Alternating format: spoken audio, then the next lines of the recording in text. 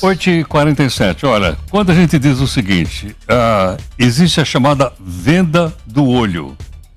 Aí, à primeira vista, pode parecer assim, será que é aquele negócio de roubavam partes do corpo para vender? Um vendia rim, outro vendia não sei o quê. Será que é isso? Bom, não é bem isso. Venda do olho tem uma outra configuração. Nós pedimos à professora, doutora Núria Lopes, que é professora da PUC de São Paulo, para conversar um pouco conosco. Doutora Núria, muito obrigado aqui por atender o Jornal Nova Brasil. Eu que agradeço. Doutora, então, esse primeiro passo, o que popularmente se chama de venda do olho? É um escaneamento da íris do olho da pessoa? Felizmente não é venda de órgãos, como a gente estava falando, né? É o escaneamento da íris. Esse é um projeto que está causando burburinho aqui no Brasil. Já foi foco, né, de fiscalização, está sendo foco agora de fiscalização da Autoridade Nacional de Proteção de Dados, a ANPD, e é um desses projetos audaciosos de tecnologia. Essa empresa tem como sócio aí o Sam Altman, da OpenAI, por exemplo, e o que eles querem é escanear a íris das pessoas para criar uma identidade digital, ou seja, uma prova, né, uma fé de vida, dizer que aquela pessoa é um ser humano único, ou seja, provar que você é você mesmo dentro do ambiente digital. Então, para isso, eles estão coletando íris e dando em troca tokens, né, que equivalem aí, na cotação atual, a mais ou menos R$700, mas são tokens digitais também. Agora, doutora Núria, a gente está cada vez mais digitalizando. Por exemplo, nos aeroportos, especialmente, um aeroporto, eu acho que agora a gente falou do aeroporto aqui de Campinas, Viracopos. Para qualquer pessoa, então, agora tem um escaneamento facial. Tanto para tripulante como para passageiro fica mais fácil. Para que eu chegue lá e possa passar, eles têm um arquivo do meu rosto, para coincidir com o que está lá com o que está no seu arquivo. Quer dizer, a gente está partindo então para fazer essa identificação através do escaneamento só da íris e não do rosto todo da pessoa? Pois é, essa é uma tecnologia um pouco mais sofisticada, mas tanto a biometria facial quanto a biometria da íris acabam sendo formas de autenticação de identidade que são formas mais inclusivas, né? Se a gente for pensar em outros modelos, como a gente autentica a nossa identidade digitalmente, muita gente tem ali, confirme o seu e-mail, ou o token ali bancário, que depende do seu celular. Essas são formas que exigem que a pessoa tenha e-mail, que a pessoa tenha celular, que a pessoa tenha algum dispositivo eletrônico.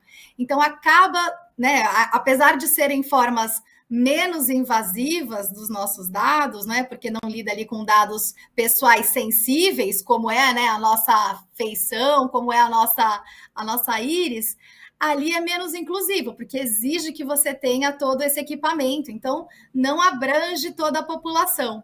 Então, quando a gente fala de reconhecimento facial, acaba sendo usado em aeroportos, acaba sendo usado para segurança pública. Isso no Brasil deveria estar mais em discussão, né? A discussão ainda é muito pontual aqui, mas na Europa causa muito burburinho para a segurança pública e começa a ser muito utilizado para todos os projetos que têm muita capilaridade no país. Então, o que essa empresa faz é sofisticar um pouco mais a tecnologia, trazer para íris. E o que eles querem é que essa identidade seja global.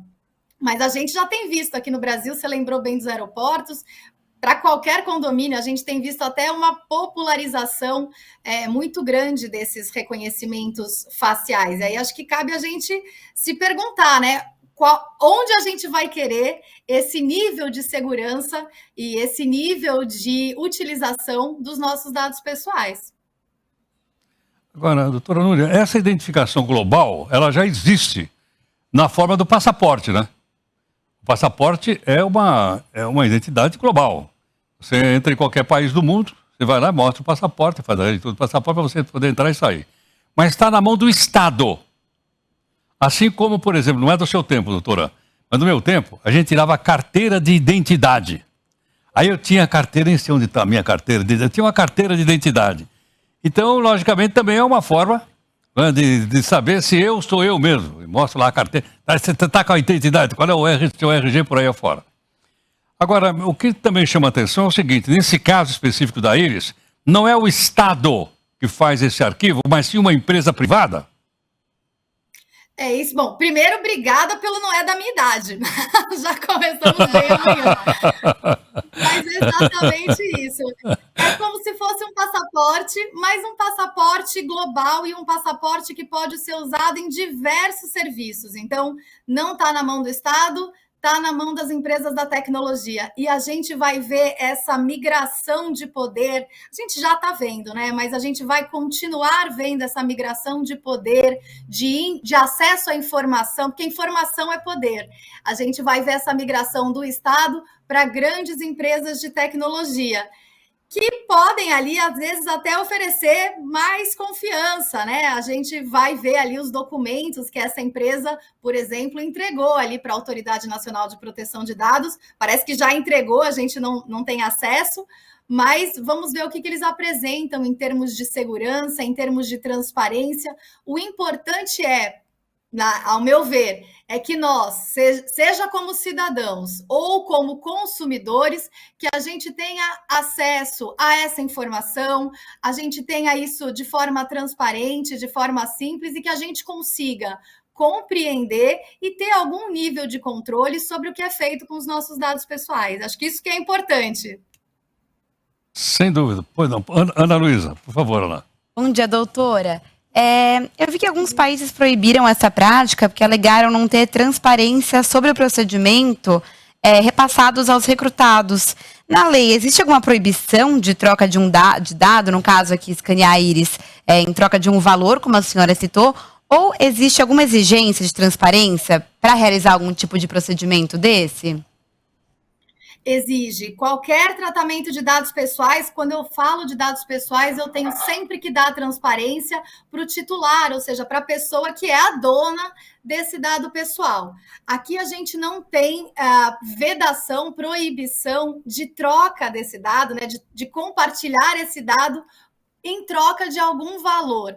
E essa discussão vai começar a ser feita aqui no Brasil, porque a gente tem um projeto de lei que fala de monetização de dados.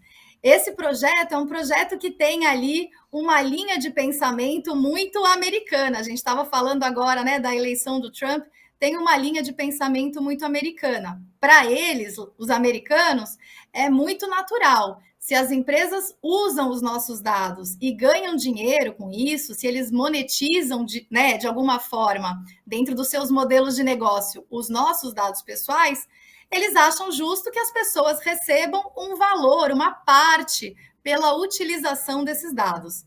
Só que aqui no Brasil, a gente tem a nossa legislação muito ali pautada na Europa, que é uma legislação que entende que dado pessoal, né, a proteção dos nossos dados pessoais é um direito humano, um direito fundamental e que, portanto, não dá para falar de troca por dinheiro. Então, acho que essa vai ser uma discussão belíssima.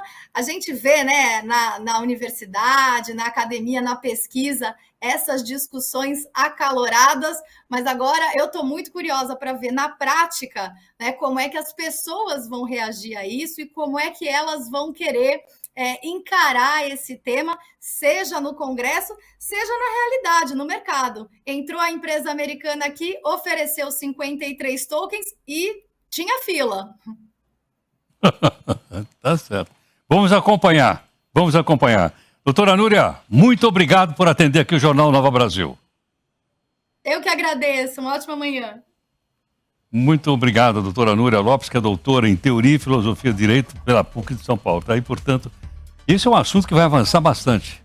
Imagine, escanear a íris e vender os dados tirados pela íris é uma coisa para a gente pensar.